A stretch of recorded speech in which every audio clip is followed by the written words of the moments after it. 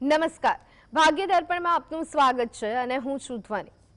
સામાન્ય માણસનું મહાન બનવું એ તો સામાન્ય છે, પણ મહાન બન્યા પછી સામાન્ય બની રહેવું એ ખરેખર અઘરું છે।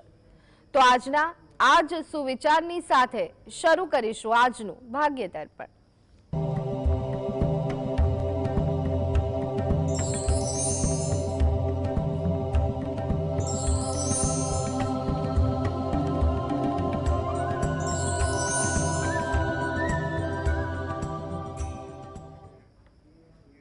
તો ભાગ્ય દર્પણમાં આપના પ્રશ્નોના નિરાકરણ અને રાશિફળ વિશે માહિતી અને માર્ગદર્શન આપવા માટે આપણી સાથે જોડાયા છે જાણીતા જ્યોતિષ આચાર્ય ડોક્ટર હેમિલભાઈ લાઠિયા। હેમિલભાઈ, આપનું સ્વાગત છે ભાગ્ય દર્પણમાં। નમસ્કાર હેમિલભાઈ, સૌથી પહેલા વાત કરીએ આજના પંચાંગ વિશે। તો શું છે આજનું પંચાંગ તે જણાવશો?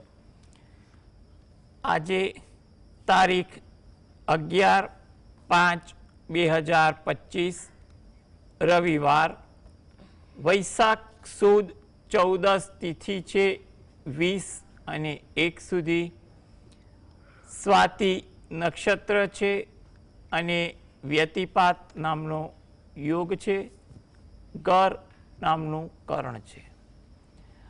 આજની રાશિ છે તુલા, કે જેના નામાંક્ષર છે ર અને ત। દિન વિશેષમાં જોઈએ તો આજે નૃષિ જયંતિ છે, વિષ્ટિ 20 અને 1 થી। જી, સૌથી પહેલા કોલર મિત્ર નીતાબેન જોડાઈ ગયા છે। જી નીતાબેન। હેલો, જન્મ તારીખ 10/1/96। જી, જન્મ સમય? જન્મ સમય બપોરે 12:10 અને જન્મ સ્થળ? અમદાવાદ। પ્રશ્ન જણાવો નીતાબેન। એમાં એવું છે કે મારા પુત્ર વિશે છે, એને અત્યારે ઓલરેડી નોકરી તો છે, પણ સરકારીમાં કરાર આધારિત નોકરીનો અરજી કરી છે, તો એમાં આવે તો એમાં એનું ભવિષ્ય શેમાં સારું રહેશે? સરકારીમાં રહેશે કે અહીંયા પ્રાઇવેટ સારી કંપનીમાં છે, તો એમાં તો કયું ચોઈસ કરવી? જી, જો હાલના તબક્કે તો ગણતરી એવું કરાય છે કે કારકિર્દી અંગે થોડીક ધીરજ ચોકસાઈ રાખવી। સરકારી ક્ષેત્ર એના માટે સારું છે, એટલે જો સરકારી ક્ષેત્રમાં એને કોઈ સારી તક મળતી હોય અને કામકાજ અને કામ કરવાનું સ્થળ વગેરે વાતાવરણ એને અનુકૂળ હોય તો એ ક્ષેત્ર વિચારવું યોગ્ય કહી શકાય ખરું। એટલે સરકારી ક્ષેત્રમાં એને આગળ આવવાની પણ તક દેખાય છે, એટલે જો એ પ્રકારની મહેનત એ કરે તો એના માટે હિતાવહ દેખાય છે। એટલે આ તક સારી રીતે સંપન્ન થાય અને એમાં સફળ થાય તે હેતુથી દરરોજ જે સવારે ઘરેથી જ સ્નાનાદિથી નિવૃત્ત થઈ સૂર્ય ભગવાનને 2 હાથ જોડી પ્રાર્થના કરે, તેમજ ઘરે બેસીને ગાયત્રી ચાલીસાના પાઠ વાંચે એ એના માટે ઈચ્છનીય છે। અને કોલર મિત્ર ઇન્દુબેન જોડાઈ ગયા છે। જી ઇન્દુબેન। હા, મારે બાબાના પૌત્ર માટે થઈને સવાલ કરવાનો છે। એની જન્મ તારીખ છે 30/3/99। જી, જન્મ સમય? જન્મ સમય સવારે 8:30 થી 9।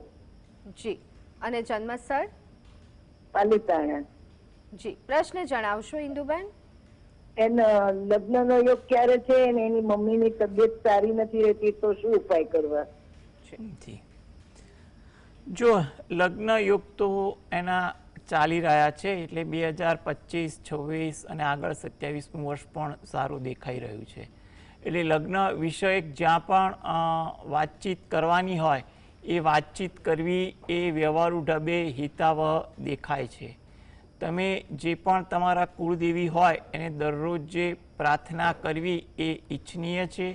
તેમજ તમે રહો છો એની નજીકમાં કોઈ માતાજીનું મંદિર હોય તો ત્યાં પણ દર્શન કરવા જઈ અને ત્યાં પણ પ્રાર્થના કરવી, કોઈ પણ એક તિથિની આસપાસ જઈ એ તમારા માટે વધુ ઈચ્છનીય બને છે। એટલે જે સારો લગ્નયોગ ચાલી રહ્યો છે એમાં એને કોઈ સારું પાત્ર મળી શકે, એટલે ધીરજ અને વ્યવહારુતાથી આગળ વધવું હિતાવહ છે। હવે તબિયત અંગેની જે વાત છે એમાં પણ એટલું કહેવાય કે તમે દરરોજ જે સવારે ઘરે બેસીને જે પણ તમારા આરાધ્ય દેવ હોય એની ભક્તિ કરતા હો તો એમાં એ પ્રાર્થના કરો એ વધુ અગત્યનું છે. તેમજ ગાય અને કૂતરાને જરૂરિયાત મુજબ રોજ જે અઠવાડિયામાં એકવાર કે જ્યારે અનુકૂળ પડતા ત્યારે જમવા માટે એટલે કે ખોરાક અન્ન તરીકે આપવો હિતાવહ છે. જી હેમલભાઈ, હવે વાત કરીશું રાશિ મંડળની. તો રાશિ મંડળની પ્રથમ 3 રાશિ એટલે કે મેષ, વૃષભ અને મિથુન રાશિના જાતકોનો આજનો દિવસ કેવો રહેશે તે જણાવશો. મેષ રાશિ કે જેના નામાંક્ષર છે અ લ ઈ. કામકાજમાં થોડુંક તમારે વ્યવહારુ બનવું હિતાવહ છે. એટલે આજે જેટલો કામકાજ અંગે વ્યવહારુ અનુભવ રાખશો ને એટલી કામકાજ પર સરળતા રહેશે તેવું આપણે કહી શકાય. સહકારની ભાવના પણ તમારામાં જોવા મળે. તમે કોઈને સહકાર આપો અથવા તમને કોઈનો સહકાર મળે એ પ્રકારનું વાતાવરણ આજની દિનચર્યામાં જોવા મળી શકે. કોઈ અગત્યની વાત જાણવા મળે અથવા એવી કોઈ વાત સમજવા મળે તેવું પણ આજના દિવસે સંભવિત છે. વૃષભ રાશિ કે જેના નામાંક્ષર છે બ વ ઉ. કોઈ જગ્યાએ મુસાફરી થાય કે તેનું આયોજન થાય તેવી કોઈ વાત આજના દિવસે બનવા જોગ છે. આજે તમારે લોકો સાથે વાતચીત કરવામાં ધ્યાન રાખવું એટલે જેથી કરીને વાતચીતમાં કોઈ જગ્યાએ ગેરસમજ કે કંઈ પણ પ્રકારનું ખોટું અર્થઘટન ન થાય, જેને કારણે ખોટી દ્વિધા ઊભી ન થાય. માટે આજે શક્ય હોય તો વાતચીત દરમિયાન વાતચીતમાં પૂરેપૂરું ધ્યાન આપવું, સમજવું અને એ અનુસાર તમારે પ્રત્યુત્તર આપવા પણ હિતાવહ દેખાઈ રહ્યા છે. કોઈ પરિચિતો સાથે આજે વધુ સમય પસાર થાય, પોતાના મનની વાત કે અગત્યની વાત પણ આજે ચર્ચા થાય તેવા પણ યોગ સંભવિત બને છે. મિથુન રાશિ, આ જાતકોને વિદેશને લગતું કોઈ કામ કરવામાં આવે તો એમાં લાભ આશાસ્પદ રહે. વિદેશ માટે કોઈ આજે વિદેશને લગતા કોઈ પરિવાર કે પરિચિતોને મળવામાં પણ આજે કોઈ સારી વાત જાણવા મળે તેવું બની શકે. મજાક કરવાની વૃત્તિથી દૂર રહેવું, જેથી કરીને જાણે અજાણે તમારાથી કોઈની લાગણી ના દુભાય કે કોઈની સાથે ખોટું ઘર્ષણ ઊભું ન થાય તેનું ધ્યાન રહે. માટે મજાક વૃત્તિ આજે ન કરવી સલાહભરી છે. કોઈ જગ્યાએ મુસાફરી થાય કે તેનું આયોજન થાય તેવી પણ સંભાવના રહેલી છે. જી બિલકુલ. તો દર્શક મિત્રો, ભાગ્ય દર્પણમાં આગળ પણ અન્ય રાશિના જાતકોનો દિવસ કેવો રહેશે તે જણાવીશું, પરંતુ અત્યારે હાલ સમય થયો છે એક બ્રેક લેવાનો.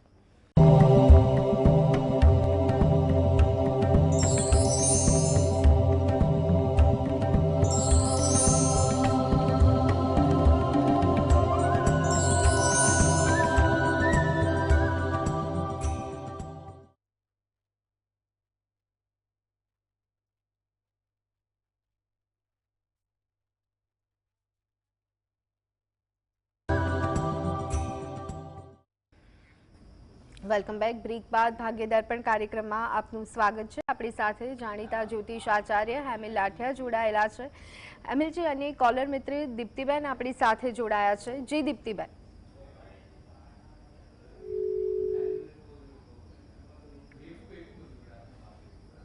લાગે છે સંપર્ક તૂટી ગયો છે.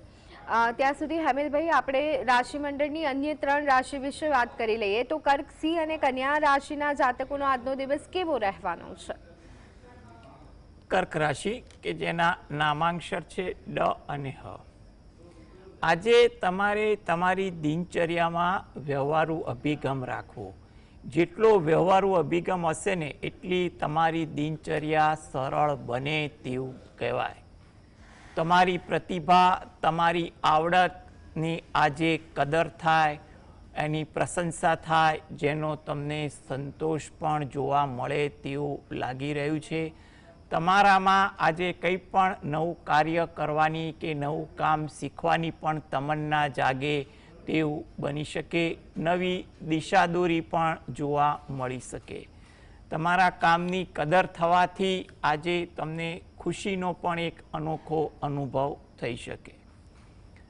સિંહ રાશિ કે જેના નામાંક્ષર છે મ અને ટ.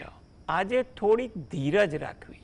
ધીરજ તમારા કામકાજમાં, વાતચીતમાં, વ્યવહારમાં રાખવી, જેથી કરીને જેની સારી અસર આજે તમારી દિનચર્યા પર પણ પડે, દિનચર્યા સરળ પણ બને.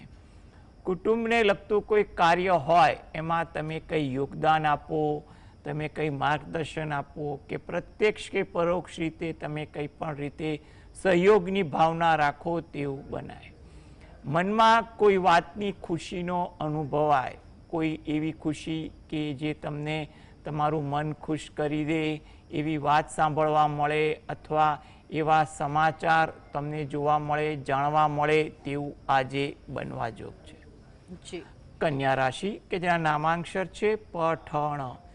કામમાં આજે પ્રગતિ થાય, એમાં પણ કોઈ જૂના અટકેલા કોઈ કાર્ય હોય એ કામ પાછળ મહેનત કરો તો એ કામ આગળ વધી શકે. એમાં પણ જે લોકોને ઘણા વખતથી પારિવારિક કામકાજ અટકેલું હોય, વૈવાહિક પ્રશ્નને લગતું કામકાજ અટકતું હોય તો એમાં યોગ્ય મધ્યસ્થી થકી કામ કરવું પણ હિતાવહ છે. નવી ઓળખાણ થાય, નવા પરિચિતો મળે તેવું પણ બને, નવું જાણવા મળે, નવી વાત શીખવા મળે તેવું પણ બની શકે. અને કોલર મિત્ર મયુરભાઈ જોડાઈ ગયા છે. જી મયુરભાઈ. જન્મ તારીખ છે 3/8/1991. જી. જન્મ સમય? જન્મ સમય 7:30 વાગે. જન્મ સ્થળ? અમદાવાદ. પ્રશ્ન જણાવો મયુરભાઈ. મને ઘણા ટાઈમથી થોડી જોબની પ્રોબ્લેમ પડે છે, મળે છે અને છૂટી જાય છે, તો આગળ માટે શું થઈ શકે છે એમાં? જો તમને જોબ મળી જાય તેવા યોગ તો દેખાઈ રહ્યા છે અને આમે તમારી કારકિર્દીમાં જૂન મહિના પછી સારા યોગ બની રહ્યા છે. તમારા માટે જૂન મહિના પછી 2025 સારું છે. 26 પણ તમારા માટે સારું દેખાઈ રહ્યું છે કે એમાં તમને તમારી કારકિર્દીમાં સારા યોગ મળી શકે. હવે તમારે જોબ માટેનો જે હાલમાં પ્રશ્ન છે એમાં થોડીક સમસ્યા પણ છે. તે હેતુથી જો તમે દરરોજ જે સવારે ઘરે બેસીને જ ગણપતિ દાદાના કોઈ પણ મંત્રની માળા કરો અને ગાયત્રી ચાલીસાના પાઠ વાંચો એ તમારા માટે અગત્યનું છે. તદુપરાંત ઘરે બેસીને રાત્રે પંચમુખી હનુમાન દાદાનું ધ્યાન ધરી અને 5 વાર હનુમાન ચાલીસાના પાઠ વાંચો, જેથી કરીને તમને નોકરી સરળતાથી મળે. કારણ કે અત્યારે યોગ જૂન મહિનાથી સારા તમારા કારકિર્દીના બની રહ્યા છે, તો એમાં ક્યાંક તમારા કોઈ મહેનત, પરિચિતોતા, માર્ગદર્શન હેઠળ જોબ મળી શકે અને મળ્યા પછી એમાં સ્થિરતા અને પ્રગતિ પણ આવે તેવું કહી શકાય. એટલે તમે જે રોજિંદી ભક્તિ કરો છો એમાં આ પ્રકારની થોડીક ભક્તિ કરશો તો આગળ જતાં તમને સારો ફાયદો થઈ શકે. જી. અને કોલર મિત્ર સંદીપભાઈ જોડાઈ ગયા છે. જી સંદીપભાઈ. મારો પ્રશ્ન હતો મેડમ. જી. મારે નોકરી ધંધો હાલતો નથી મેડમ. જી. જન્મ તારીખ જણાવો સંદીપભાઈ આપની. 20/10/1985. જી. જન્મ સમય? રાત્રે 2:10. અને જન્મ સ્થળ? જામનગર. જી. જો તમારો જે પ્રશ્ન જે છે એમાં હાલમાં થોડીક ધીરજ રાખો, વ્યવહારુ અભિગમ, માર્ગદર્શન રાખો એ ઇચ્છનીય છે. ઓક્ટોબર માસ પછી પરિસ્થિતિ ધીરે ધીરે સારી રીતે સુધરે તેવું લાગી રહ્યું છે. એટલે કંઈ પણ પ્રકારની તમારે ચિંતા ના કરવી એ વધુ અગત્યનું છે. આ હેતુથી જો તમે પોતે દરરોજ જે સવારે તમારા કુળદેવીને 2 હાથ જોડી અને પ્રાર્થના કરો, તેમજ ગજેન્દ્ર મોક્ષના પાઠ વાંચો અથવા સાંભળો એ તમારા માટે અગત્યનું છે. મહિનામાં એકવાર કોઈ તિથિની આસપાસ તમે રહો છો એની નજીકમાં કોઈ માતાજીનું મંદિર હોય, એ માતાજીના મંદિરે 2 હાથ જોડી પ્રાર્થના કરવા જાઓ અને પ્રાર્થના કરી અને તમારા આ પ્રશ્નોની માતાજી પાસે આશીર્વાદ માગો તો જેથી કરીને આગળ જે સમય સારો આવી રહ્યો છે એમાં ધીરે ધીરે તમારા કામકાજમાં સ્થિરતા અને પ્રગતિ થાય તેવું બની શકે. એટલે તમે થોડીક આ પ્રકારની ભક્તિ કરો અને તમારા વર્તમાન કામકાજમાં તમે સતત ધ્યાન અને માર્ગદર્શન, ધીરજ જેવા ગુણો કેળવી આગળ વધશો તો આગળ જે સારો સમય આવે છે એમાં સારું પરિણામ મળી જશે.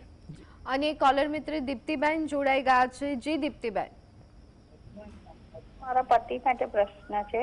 એમની જન્મ તારીખ છે 6 ઓક્ટોબર 1967. જી. સ્થળ વેજલપુર અને સમય છે રાત્રે 12:17. જી, પ્રશ્ન જણાવો. તો એમને વિદેશ યોગ છે અને હવે લાઈફ કેવી જશે? શું? ફરી એકવાર આપનો પ્રશ્ન જણાવશો દીપ્તિબેન? વિદેશ યોગ છે કે નહીં અને હવેની લાઈફ કેવી જશે? ઓકે. જો વિદેશ યોગ માટે એમને પ્રયત્ન કરવો હોય તો એ કરે. જૂન મહિના પછી પરિસ્થિતિ થોડીક અનુકૂળ બની રહી છે, એટલે વિદેશ માટેની જે કાર્યવાહી પ્રયત્ન કરવાના હોય એ ધીરજ અને યોગ્ય માર્ગદર્શન સાથે કરે. વિદેશ જવાનો શું હેતુ છે એ હેતુ મુજબ વિદેશમાં એને કોઈ સહકાર સહયોગ મળે છે કે નહીં એ બાબતે પણ એકવાર એ વ્યવહારુ ઢબે વિચારી લે તો પણ એના માટે વધુ ઈચ્છનીય બને છે. એટલે વિદેશ જવાનો હેતુ અને વિદેશમાં જે પણ પોતાનું કામ હોય એ અંગેનું પૂરેપૂરું એને હોમવર્ક કરી લે અને પછી પ્રયત્ન કરે એ વધુ વ્યવહારુ બને છે, જેથી કરીને અનુકૂળતા બનશે. આમે જૂન મહિના પછી અનુકૂળતા દેખાય છે, એટલે પ્રયત્ન કરજો અને કોઈનું માર્ગદર્શન લેતા રહેજો. આગળ પણ જોવા જઈએ તો 2025 મધ્યમ છે, 26માં એના કોઈ અટકેલા કાર્યો પૂરા કરવાની કોશિશ કરશે તો એ કાર્ય પણ ધીરે ધીરે આગળ વધે તેવા યોગ છે. એટલે થોડીક તકેદારી રાખવાની અને કામકાજમાં ધ્યાન આપશે તો પરિસ્થિતિ સારી રહેશે તેવું બની શકે. આ હેતુથી જો એ પોતે દરરોજ જે રાત્રે ઘરે બેસીને 5 વાર હનુમાન ચાલીસાના પાઠ વાંચે અને 5 વાર બજરંગ બાણના પાઠ વાંચે તો એના માટે સારી સુખાકારી સાબિત થાય તેવું લાગી રહ્યું છે. અને કોલર મિત્ર ઉષાબેન જોડાઈ ગયા છે. જી ઉષાબેન. બદલ બોલું. મારા બાબા માટે પૂછ્યું છે. એની જન્મ તારીખ 12/3/98 અને જન્મ સ્થળ માણસા અને એનો ટાઈમ છે 3:43. જી, પ્રશ્ન જણાવો. મારા બાબો 5 વર્ષથી કેનેડા છે. એનું પીઆર થશે કે કાઈ થશે તેનું? જી. જો એમના માટે તમારો જે પ્રશ્ન જે છે એના માટે એને થોડી ધીરજ અને એ અંગે જે પણ કાર્યવાહી કરવાની હોય એ યોગ્ય માર્ગદર્શન હેઠળ કરે એ વધુ હિતાવહ દેખાય છે. ઓક્ટોબર મહિના પછી પરિસ્થિતિ ધીરે ધીરે અનુકૂળ બને તેવું લાગે છે, એટલે થોડી ધીરજ સાથે એ આગળ વધે અને યોગ્ય માર્ગદર્શન સાથે જે પણ કાર્યવાહી કરવાની હોય એ કરે તો એના ચાન્સીસ પોઝિટિવ કહી શકાય ખરા. માટે એ પ્રકારે પ્રયત્ન કરે. તમે જે પણ ભગવાન પર શ્રદ્ધા રાખતા હો એ ભગવાનને 2 હાથ જોડી અને પ્રાર્થના કરવી એ વધુ હિતાવહ છે. જી જી બિલકુલ. હેમિલભાઈ, હવે વાત કરીએ તુલા, વૃશ્ચિક અને ધન રાશિના જાતકોના આજના દિવસની, તો તેમનું રાશિફળ આજે શું કહી રહ્યું છે? તુલા રાશિ કે જેના નામાંક્ષર છે ર અને ત. થોડી ધીરજ આજે તમારા કામકાજમાં અને વર્તનમાં રાખવી જરૂરી છે. ખટપટથી દૂર રહેવું અને એના વાતાવરણથી પણ દૂર રહેવું જરૂરી છે. વિદ્યાર્થીઓને આજે ઇતર પ્રવૃત્તિ વધે તેવું પણ બની શકે. વૃશ્ચિક રાશિ કે જેના નામાંક્ષર છે ન અને ય. વાર્તાલાપમાં સમય સારો પસાર થાય તેવું બની શકે. નીત નવી ચર્ચાઓ થાય. કામકાજમાં ધ્યાન આપવું એ પણ જરૂરી છે. આતુરતા આજે તમારા સ્વભાવમાં વધુ જોવા મળે. ધન રાશિ, કોઈ કામની વાત જાણવા મળે, અગત્યની વાત સમજવા મળે તેવું પણ બને. કામકાજમાં પણ આજે ઉત્સાહ સારો રહે. આજે શક્ય હોય તો ઉશ્કેરાટથી દૂર રહેવું એ જરૂરી છે. જી. અને હવે વાત કરીએ રાશિ મંડળની અંતિમ 3 રાશિ એટલે કે મકર, કુંભ અને મીન રાશિના જાતકોનો આજનો દિવસ કેવો રહેવાનો છે? મકર રાશિ કે જેના નામાંક્ષર છે ખ અને જ.